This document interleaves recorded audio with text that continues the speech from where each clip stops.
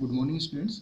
आज का जो हमारा टॉपिक है वो बेंडिंग स्ट्रेसेस इन बीम के ऊपर है और ये आपकी यूनिट नंबर 4 है। बेंडिंग स्ट्रेसेस इन बीम को स्टार्ट करने से पहले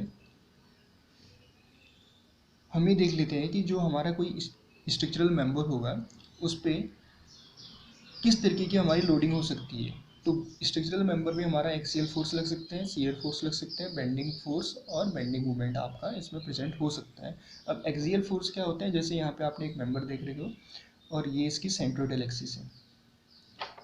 तो इस सेंट्रोइडल एक्सिस पे लगने वाले कंप्रेसिव और टेंसाइल जो फोर्सेज होंगे इनको आप क्या बोलेंगे, एक्सियल फोर्स कंसिडर करेंगे। नेक्स्ट है हमारा शियर फोर्स। जैसे कि ये कंडीशन देख रहे हो आप, तो यहाँ पे आपने पी फोर्स अप्लाई किया हुआ है इस पार्ट पे और ये पार्ट आपका फिक्स्ड है।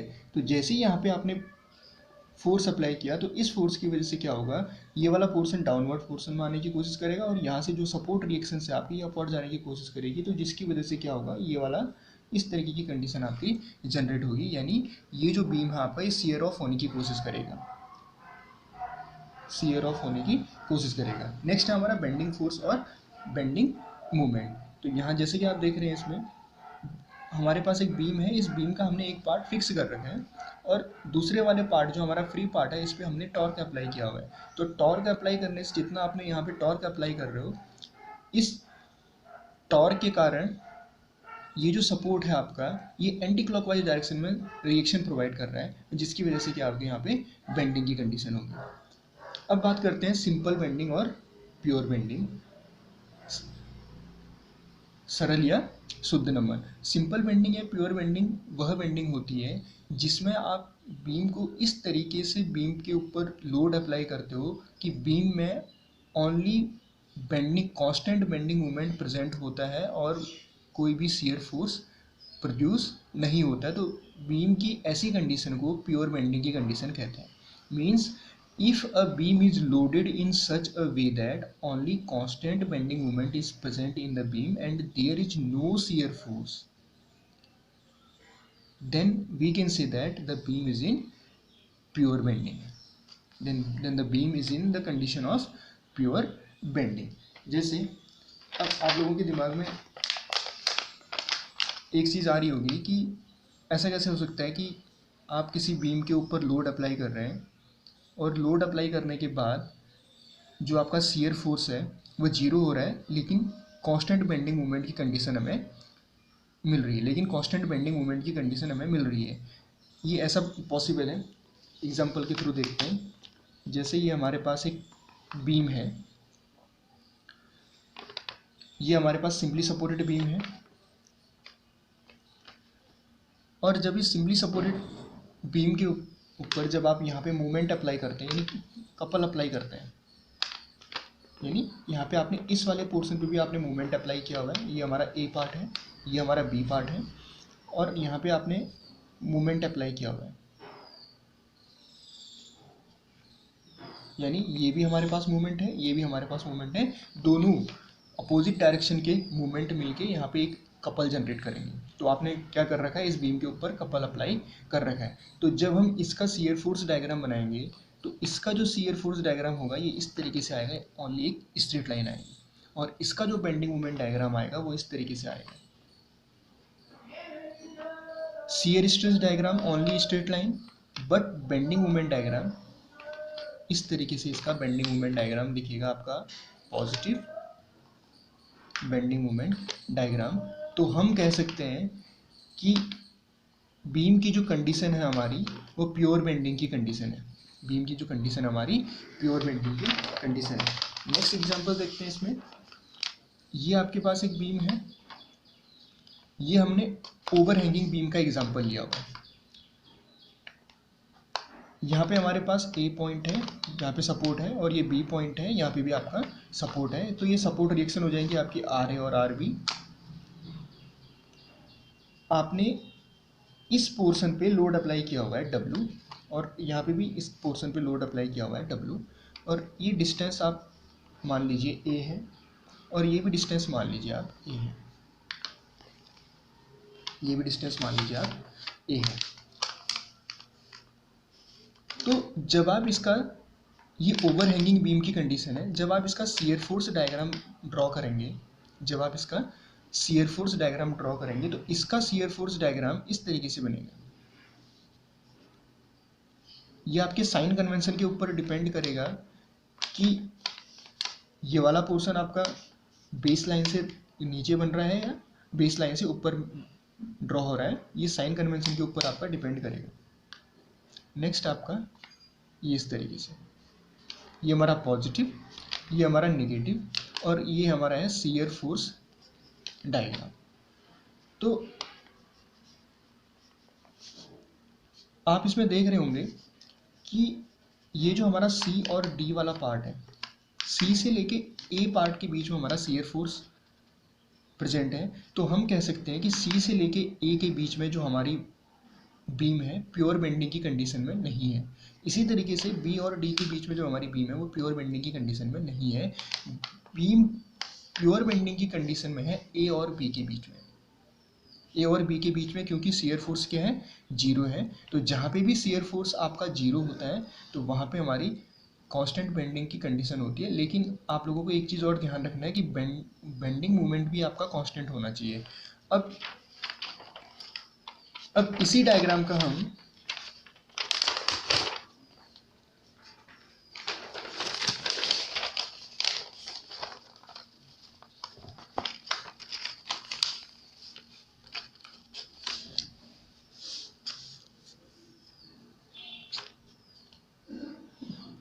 इसी क्वेश्चन के लिए जब आप बेंडिंग मोमेंट डायग्राम ड्रॉ करोगे, तो ये इस तरीके से ड्रॉ होगा।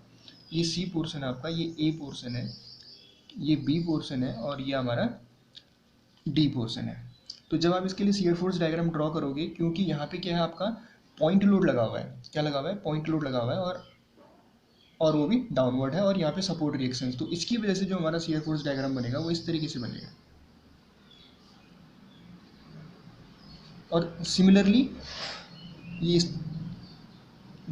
डी और बी के बीच में इस तरह का डायग्राम बनेगा। और ये जो पोर्शन है आपका, ये कांस्टेंट बेंडिंग की कंडीशन है। तो कांस्टेंट बेंडिंग की कंडीशन हमारी between A and B, beam is in the condition of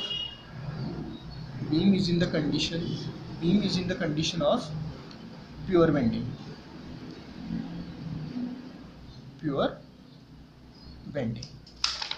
तो ये हमारा टॉपिक था। अब नेक्स्ट बात करते हैं इसका,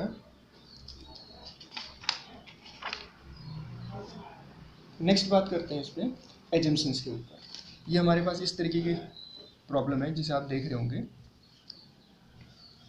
नेक्स्ट बात करते हैं इस पे एजम्पशंस के ऊपर बात करते हैं। ये वाली जो पीडीएफ है ये मैंने आप लोगों को प्रोवाइड करा रखी है, तो आप वहाँ से इसको देख सकते हो। तो मैं अभी डायरेक्टली इसमें एजम्पशंस के ऊपर आ रहा हूँ। ये वाला जो पोर्शन है ये अभी हमने डिस्कस किया हुआ है, ये वाला जो पोर्शन है, और मैंने आप लोगों को पीडीएफ में भी प्रोवाइड करा रखी है। तो हम देखेंगे अब एजम्पशंस। बेंडिंग इक्वेशन को ड्राइव करने से पहले हमारे पास कौन कौन से एजम्पशंस हम एज्यूम करते हैं। तो ये हमारे पास एजम्पशंस हैं, कुछ मान्यताएं हैं। तो बेंडिंग इक्वेशन को ड्राइव करने से पहले हमें कुछ एजम्पशंस लेने होते हैं। और ध्यान रखें ये एजम्पशंस जो हैं ओनली स्ट्रेट बीम्स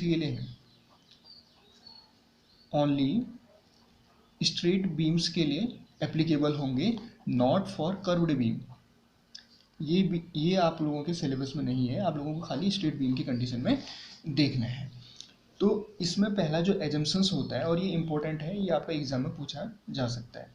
पहला जो एजम्पशंस है, the material of the beam is homogeneous and isotropic. तो पहला एजम्पशंस हम क्या मानते हैं, जो बीम का जो हमारा मटेरियल होगा, यानी बीम हमारा जिस मटेरियल से बना होगा वो होमोजीनियस होगा और आइसोट्रॉपिक होगा। होमोजीनियस का मतलब होता है कि यूनिफॉर्म कंपोजिशन थ्रू आउट, और आइसोट्रॉपिक का मतलब होता है कि elastic properties in all directions are same. Next है हमारा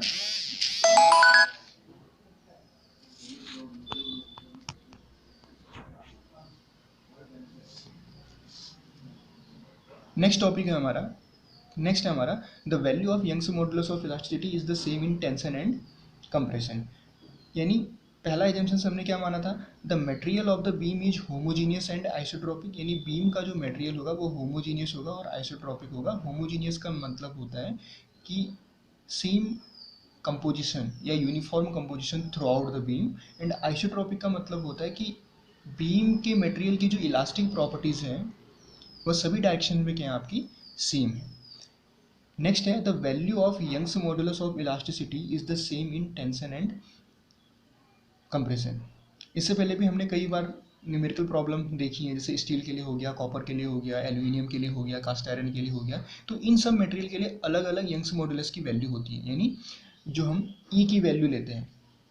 तो ये जो वैल्यू होनी चाहिए, ये चाहे बीम पे टेंशन की कंडीशन आ रही हो चाहे कंप्रेशन की कंडीशन आ रही हो, बीम का जो यंग्स मॉडुलस ऑफ इलास्टिसिटी की वैल्यू है वह सेम होनी चाहिए, चेंज नहीं होनी चाहिए। नेक्स्ट है हमारा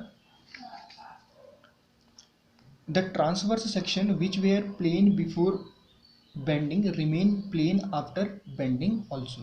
तो यहाँ पे बोला गया है कि जो हमारा ट्रांसवर्स सेक्शन है which were plane before bending remain plane after bending also. Transverse section का मतलब है कि ये सपोज करो आपके पास बीम है और ये जो सेक्शन होगा आपका ये ट्रांसवर्स सेक्शन कहलाया जाएगा।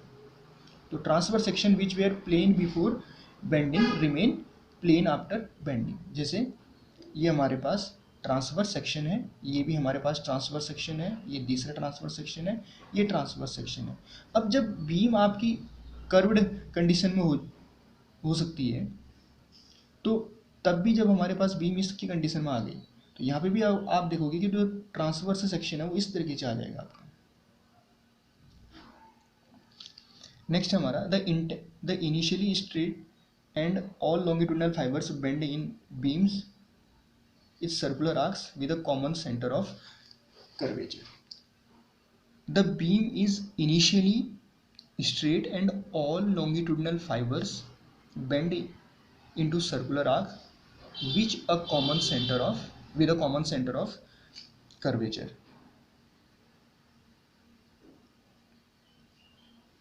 तो यहाँ पे जो चौथा एजम्पशन है, ये एजम्पशन हमने ये ले रखा है कि जो बीम है आपकी वो इनिशियली स्ट्रेट होगी, बीम जो होगी इनिशियली स्ट्रेट होगी, and all longitudinal fibres bend into circular arcs with a common centre of curvature. अब जब इनिशियली जो बीम है आपकी वो स्ट्रेट कंडीशन में होगी, जब ये बेंड की कंडीशन में आएगी इस तरीके से, तो इसका जो सेंटर ऑफ कर्वेचर है यानी आर्क सर्कुलर आर्क्स जो हैं, जितने भी इसमें फाइबर्स होंगे इनका सेंटर ऑफ कर्वेचर आपका एक ही होगा, ये वाला पॉइंट। नेक्स्ट है the radius of curvature is large compared with the dimensions of the cross section. पांचवा कंडीशन है कि ये जो रेडियस ऑफ कर्वेचर होगा, रेडियस ऑफ कर्वेचर की जो लंबाई होगी, यानी रेडियस ऑफ कर्वेचर जो होगा ये जो बीम की जो अदर डायमेंशंस होंगी उसके कंपैरिजन में ज़्यादा होंगी। और छठा है हमारे पास each layer of beam is free to expand और कॉन्ट्रैक्ट फ्रीली। यहाँ पे कॉन्ट्रैक्ट है, कॉन्ट्रैक्ट फ्रीली। तो ये हमारे पास छठा वाला टॉपिक हो गया। तो इसमें एजम्पशंस हमारे पास कौन कौन से हैं जो हम बेंडिंग स्ट्रेसेस इन बीम्स में लेते हैं। पहला एजम्पशन है the material of the beam is homogeneous and isotropic. Beam का जो मटेरियल होना चाहिए वो होमोजीनियस और आइसोट्रोपिक होना चाहिए। नेक्स्ट है the value of Young's modulus of elasticity is the same in tension and compression, यानी कंप्रेशन और टेंशन की कंडीशन में जो बीम के जो मटेरियल की यंग्स मॉडुलस की ऑफ इलास्टिसिटी जो वैल्यू है वो चेंज नहीं होनी चाहिए। तीसरा है the transverse section which were plane before bending remain plane after bending also, यानी बीम के जो ट्रांसवर्स सेक्शन है वह बेंडिंग होने से पहले और बेंडिंग होने के बाद क्या होने चाहिए, प्लेन रहने चाहिए। नेक्स्ट है the beam is initially straight and all longitudinal fibres bend into circular arcs with a common centre of curvature.